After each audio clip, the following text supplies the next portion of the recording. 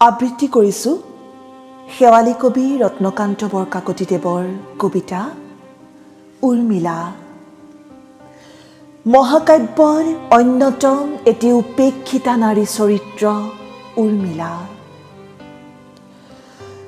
পুৱতি তৰাৰ দৰে কাব্য আকাশত এবাৰ আলোকি মাথো সুমেৰু শিখৰ।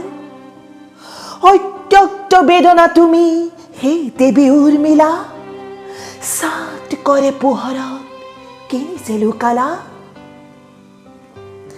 যিদিনা তপস্বী বেশে দুই ৰাজ ভ্ৰাতা বাজ হল সীতাহতে আন্ধাৰী অযোধ্যা, সিদিনা উৰ্মিলা তুমি ৰাজসন্মতলে কিদৰে লুণ্ঠিত হলা কোনে বা দেখিলে।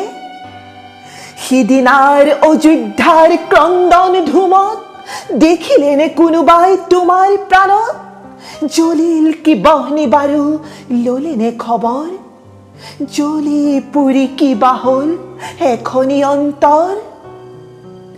ক্ৰৌঞ্চ বিৰহী দুখত আৰ্দ্ৰজী হৃদয়, সিও যে নাচালে ঘূৰি উৰ্মিলা বিলৈ। কোনে জানে সিদিনাৰ অবলা উৰ্মিলা, চুলি মেলি অকলে কিদৰে ব্যাকুলা। কোনে জানে আৰু সেই নাৰী জীৱনৰ 14টি বছৰ মৰ্মাহত যৌৱনৰ। লংকা জিনি উলটিল যিদিনা লক্ষ্মণ, কিবা হল সিদিনাৰ উৰ্মিলা মিলন। জ্বলিল নে যৌৱনৰ নৱদীপ্ত হিয়া, কঁপি উঠা প্ৰণয়ৰ প্ৰথম অমিয়া। কোনে জানে কি বা হল সেই ভগ্ন প্ৰাণ, জ্বলি পুৰি দীপ্ত কিম্বা মাথো ম্ৰিয়মান। অগ্নিৰ পৰীক্ষা আৰু বনত নিবাস, সীতাৰ পাতাল যাত্ৰা গভীৰ হতাশ। তাতোকৈ গভীৰ নেকি উৰ্মিলা যন্ত্ৰণা, ভয়তেই নকৰিলে কবিয়ে বৰ্ণনা।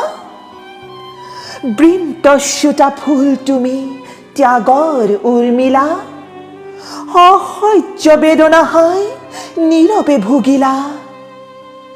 ত্যাগ মন্ত্ৰ জপিয়ে নে চিৰমৌনী হলা, সীতা অশ্ৰু সাগৰতে ঢাক খাই ৰলা।